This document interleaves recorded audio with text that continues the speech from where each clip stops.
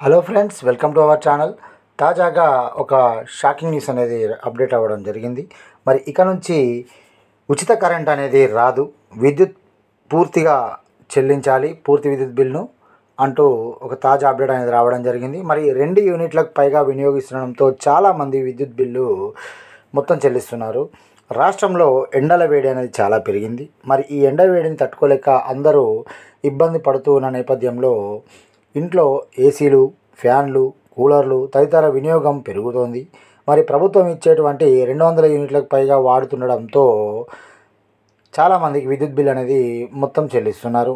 అవును, మరి రాష్ట్ర ప్రభుత్వం హామీ పథకాన్ని అమలు చేసిన తర్వాత లక్షలాది కుటుంబాలు ఈ 200 యూనిట్ల వరకు ఉచిత విద్యుత్ను పొందుతున్నాయి. ఇక 200 యూనిట్ల లోపు కరెంటు ఖర్చు చేస్తే ₹1 బిల్లు కూడా చెల్లించాల్సిన అవసరం లేదు. కానీ ఇప్పుడు పరిస్థితి చాలా మారింది. అందరూ ఎక్కువ విద్యుత్ను ఉపయోగించడంతో ఈ వేసవి కాలంలో తక్కువ కరెంటు వాడేటువంటి వారు కూడా ఎక్కువ కరెంటు వినియోగిస్తుండడము గమనార్హం. మరి కరెంటు బిల్లు కూడా చాలా వరకు పెరుగుతున్న నేపథ్యంలో అదనపు బిల్లు ఇక సగటు వినియోగము 150 యూనిట్లు ఉంటే ఇప్పుడు అది 50 యూనిట్లు ఎక్కువ.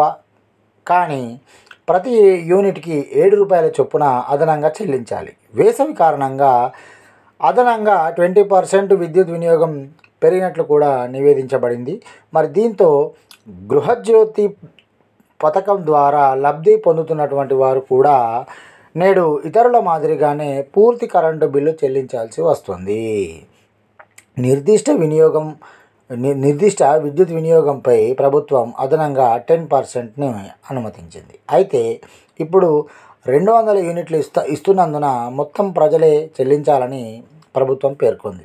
వేసవిలో మితిమీరిన కరెంటు వాడేవారు ప్రభుత్వం నిర్దేశించిన యూనిట్ కంటే ఎక్కువ యూనిట్లు వాడితే లేదా వాడిన యూనిట్కు మాత్రమే కాకుండా మొత్తం బిల్లు చెల్లించాల్సి వస్తుందని గమనించాలి. కాబట్టి ఎక్కువగా కరెంటు వినియోగిస్తున్న వారు కాస్త విద్యుత్ వినియోగాన్ని తగ్గించుకుంటే ఈ యొక్క సమస్య అనేది దరిచేరదు అనేటువంటి విషయాన్ని కూడా గమనించాలి. సో ఈ విధంగా తాజా అప్డేట్ అనేది రావడం జరిగింది. మరి ఈ వేసవి కాలంలో మనము విద్యుత్ వినియోగం అనేది పెరగడం ద్వారా 200 యూనిట్లు దాటినట్లయితే ప్రతి ఒక్కరు కూడా ఈ యొక్క విద్యుత్ బిల్లును పూర్తిగా కట్టాల్సి ఉంటుందని ఒక తాజా అప్డేట్ అనేది రావడం జరిగింది. ఫ్రెండ్స్, మరి మాకు అందినటువంటి సమాచారం ప్రకారం మేము ఈ వీడియో చేయడం జరిగింది. దయచేసి గమనించగలరు. మరి ఈ వీడియో కనుక మీకు నచ్చినట్టయితే ఫ్రెండ్స్ లైక్ చేయండి, షేర్ చేయండి. ఇంకా ఎవరైతే మన ఛానల్ని సబ్స్క్రైబ్ చేసుకోలేదో ఫ్రెండ్స్ దయచేసి మన ఛానల్ని సబ్స్క్రైబ్ చేసుకోండి. ఇక ఉంటానండి. నేను మీ వంకాల సతీష్ కుమార్. Thank you. జై హింద్.